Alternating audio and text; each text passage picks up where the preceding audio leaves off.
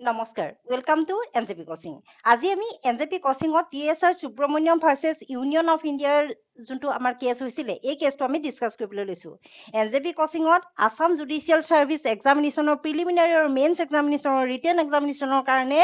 ইয়াত আমাৰ এটা কোৰ্স প্ৰিপেয়াৰ কৰা হৈছে যদি আপোনালোকে কোৰ্সটো ল'ব বিচাৰে তেতিয়াহ'লে আপোনালোকে এনজেপি কোচিং সাবস্ক্ৰাইব কৰিব এতিয়া হকচোন আমাৰ যোনখিনি লেণ্ডমাৰ্ক কোৰ্স ডিসিশন আছে আদালতৰ যোনখিনি যুগান্তকাৰী সিদ্ধান্ত আছে এই সিদ্ধান্তৰ ক্ষেত্ৰত পলিসি এণ্ড এডমিনিষ্ট্ৰেশ্যনৰ ওপৰত নীতি আৰু প্ৰশাসনৰ ওপৰত এটা কেছ হৈছিলে যোনটো আমাৰ টিএছআৰ Subramaniam versus union of India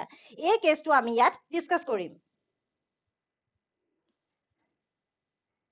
টিএছআৰ Subramaniam versus union of India যোনটো কেছ হৈছিলে এইটো ভাৰত চৰকাৰৰ লগত টিএছআৰ সুব্ৰমণ্যম নামৰ যোনজন চিভিল সাৰ্ভেণ্ট আছিলে তেওঁ এজন ৰিটায়াৰ্ড চিভিল সাৰ্ভেণ্ট আছিলে আৰু তেওঁ পাব্লিক ইণ্টাৰেষ্ট লিটিগেশ্যন দি পেলাই এটা কেছ কৰিছিলে এই কেছটো বেকগ্ৰাউণ্ডত আছিলে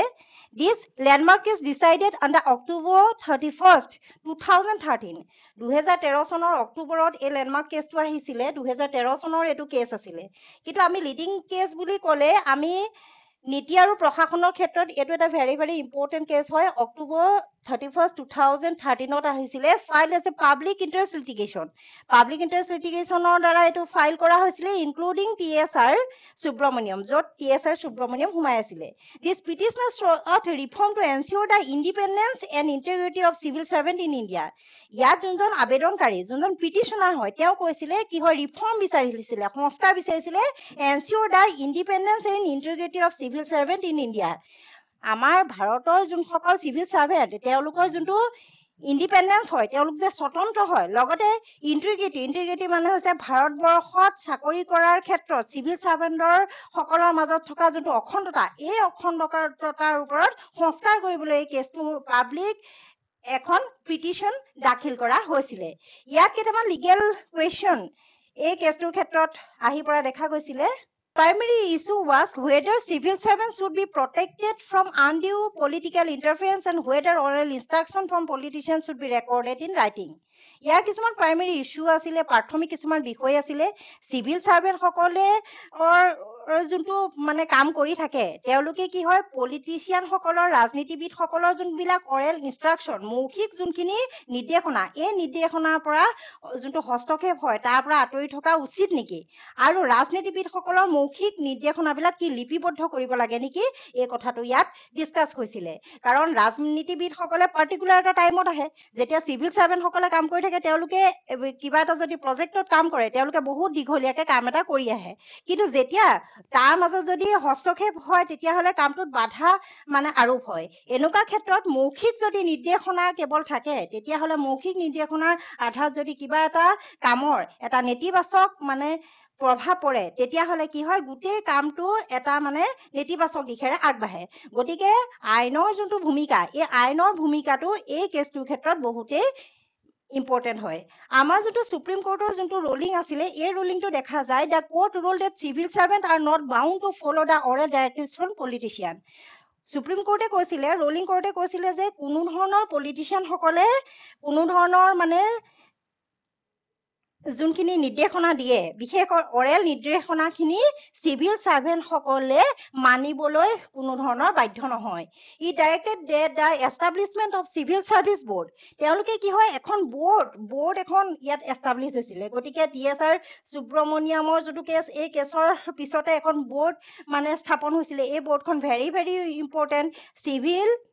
সাৰ্ভিস বোৰ্ড হল সেই চিভিল সাৰ্ভিস বোৰ্ডখনৰ দুটা ষ্টেপত হৈছিলে এখন আছিলে চেণ্ট্ৰেলত চিভিল সাৰ্ভিস বোৰ্ডটো CSB যোনখন বোৰ্ড আছিলে এখন আছিলে চেণ্ট্ৰেলত হৈছিলে আৰু এখন হৈছিলে ষ্টেট লেভেলত এই ষ্টেট লেভেলৰ যোনটো বোৰ্ড অভাৰচিজ দ্য ট্ৰেন্সফাৰ তেওঁলোকে কি হয় চাব পাৰে লক্ষ্য ৰাখিব পাৰে ট্ৰেন্সফাৰ বদলীকৰণবিলাক পোষ্টিং তেওঁলোকৰ যোনটো পদবী থাকে and disciplinary action on civil সাৰ্ভেণ্ট সকলৰ ওপৰত অনুশাসনমূলক যোনটো ব্যৱস্থা এই ব্যৱস্থাটো তদাৰক কৰে গতিকে যেতিয়া আমাৰ চিভিল সাৰ্ভিস বোৰ্ডৰ যোনটো আমাৰ স্থাপন হৈছিলে কোনটো কেছৰ পিছত স্থাপন হৈছিলে টিএছআৰ Subramaniam versus union of India এই কেছটো হোৱাৰ পিছতহে আমাৰ চিভিল ছাৰ্ভিচ বোৰ্ডখন স্থাপন কৰিবলৈ সুপ্ৰিম কোৰ্টে নিৰ্দেশ দিছিলে গতিকে এইটো ভেৰি ভেৰি ইম্পৰ্টেণ্ট MCQত কিন্তু এনেকুৱা ধৰণৰ কুৱেশ্যনবিলাক অহা দেখা যায় যদি আমি এই কেছটোৰ আমাৰ ছিগনিফিকেঞ্চ অফ ৰুলিং ইয়াৰ ৰুলিঙৰ যোনখিনি তাৎপৰ্যপূৰ্ণ যোনখিনি ৰুলিঙৰ ব্যৱস্থা এই ব্যৱস্থাখিনি চাওঁ তেতিয়াহ'লে আমি দেখা পাম the judgment emphasizes the need for fix the turner for civil servant to ensure the stability and reduce the arbitrary transfer. ইয়াৰ যোনটো জাজমেণ্ট আছিলে ইয়াৰ যোনটো সেই কেছটো সেই গোচৰটোৰ যোনটো জাজমেণ্ট আছিলে তাত যোনটো ডিচিশ্যন হৈছিলে জাজমেণ্টটো আছিলে emphasize the need for fix tenure of civil servant to ensure the stability and the reduce arbitrary transfer ইয়াত কি হয় ৰায়দানৰ যোনটো স্থিতিশীলতা নিশ্চিত কৰিবলৈ স্বেচ্ছাচাৰী বদলীকৰণ হ্ৰাস কৰিবলৈ চৰকাৰী কৰ্মচাৰীৰ বাবে নিৰ্দিষ্ট কাৰ্যকালৰ প্ৰয়োজনীয়তাৰ ওপৰত গুৰুত্ব আৰোপ কৰা হৈছিলে যেতিয়া তেওঁলোকক ট্ৰেন্সফাৰ কৰি দিয়া হয় কাম এটা কৰি আছে মাজতে ট্ৰেন্সফাৰ হৈ গ'ল কামটো আধৰুৱা হৈ গ'ল আৰু তেওঁলোকৰ যোনটো কামত এটা বাধাও মানে আহি যায় গতিকে কোনো ধৰণৰ স্বেচ্ছাচাৰীভাৱে বদলীকৰণ নকৰিবলৈ আদেশ দিয়া হয় ইয়াৰ উপৰিও শাসন ব্যৱস্থাৰ জবাবদিহিতা আৰু সদিচ্ছতাৰ বাবে অভিলেখৰ ওপৰত গুৰুত্ব আলোকপাত কৰা হয় যদি চিভিল ছাৰ্ভেণ্টসকলে বিচাৰে এনেকুৱা ক্ষেত্ৰত তেওঁলোকে ৰিটাৰ্ণ ৰেকৰ্ডৰ যোনটো একাউণ্টেবিলিটি এণ্ড ট্ৰেন্সপাৰেঞ্চি ইন দ্য গভৰ্ণমেণ্টৰ ওচৰত দাখিল কৰিব পাৰে তাৰ ওপৰতো গভৰ্ণমেণ্টে আলোকপাত কৰিব গতিকে এই আমাৰ TSR সুব্ৰমণিয়ম কেছটো ভেৰি ভেৰি ইম্পৰ্টেণ্ট বিশেষকৈ আমাৰ নীতি আৰু প্ৰশাসনৰ ক্ষেত্ৰত এই যোনটো কেছ এই কেছৰ যোনটো ইম্পেক্ট হয় কেনেধৰণে এই কেছৰ প্ৰভাৱ পৰিছিলে এই প্ৰভাৱটো আমি চাম This case marked a significant steps towards protecting the independence of civil servant and improving the governance by reducing the political interference. এই গোচৰটোৱে চৰকাৰী কৰ্মচাৰীসকলৰ স্বাধীনতা ৰক্ষা কৰিবলৈ আৰু ৰাজনৈতিক হস্তক্ষেপ হ্ৰাস কৰি শাসন ব্যৱস্থা উন্নত কৰাৰ দিশত এক গুৰুত্বপূৰ্ণ উল্লেখযোগ্য পদক্ষেপ হিচাপে নিশ্চিত কৰিছিলে মানে কি ই এটা ছিগনিফিকেণ্ট ষ্টেপ লৈছিলে য'ত আমাৰ প্ৰটেকশ্যন দিয়া হৈছিলে এই চিভিল ছাৰ্ভেণ্টসকলৰ যোনটো ইণ্ডিপেণ্ডেণ্ট তেওঁলোক যে ইণ্ডিপেণ্ডেণ্ট হয় স্বতন্ত্ৰ হয় তেওঁলোকে কাম কৰাৰ ক্ষেত্ৰত তেওঁলোক স্বতন্ত্ৰ হয় and improving the governance to reduce the political interference লগতে গভৰ্ণমেণ্টে ইম্প্ৰুভ কৰিব লাগিব উন্নত কৰিব লাগিব এই যে আমাৰ পলিটিকেলি যে প্ৰেছাৰ আপ কৰা হয় এই প্ৰেছাৰটো হ্ৰাস কৰিব লাগিব কাৰণ কামৰ ক্ষেত্ৰত যেতিয়া পলিটিচিয়ানসকল আহে মাত্ৰ 5 বছৰৰ কাৰণে আমি সকলোৱে জানো হয় নাই 5 বছৰৰ কাৰণে আহিব কেতিয়াবা 2 বছৰ মানে নিৰ্বাচন নহ'লে বুলি এক্সটেণ্ড হয় তথাপিতো মেক্সিমাম দেখা যায় যে 5 বছৰ মূৰে ইলেকশ্যনত পলিটিচিয়ানসকল যায়গৈ কিন্তু যেতিয়া আমাৰ চিভিল ছাৰ্ভেণ্টসকলে তেওঁলোকে নিৰ্দিষ্ট এটা মানে টাৰ্নাৰ লৈ পেলাই তেওঁলোকক যেতিয়া পোষ্টিং কৰা হয় বা কিবা কাম তেওঁলোকক দিয়া হয় সেই কামটো নিৰ্দিষ্ট এটা কাৰ্যকাল থাকে সেই কাৰ্যকালৰ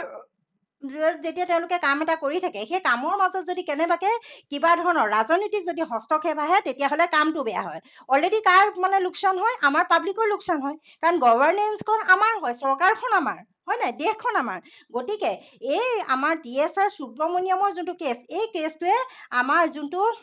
এডমিনিষ্ট্ৰেটিভ যোনটো মানে ব্যৱস্থা এই এডমিনিষ্ট্ৰেটিভ ব্যৱস্থাটো উদঙাই দিয়ে হয় নাই আমি এডমিনিষ্ট্ৰেটিভ ব্যৱস্থাত যে বিভিন্ন ধৰণৰ তেওঁলোকো যে হেঁচাপ থাকে এই কেছটোৰ দ্বাৰা আমি গম পাওঁ গতিকে আমাৰ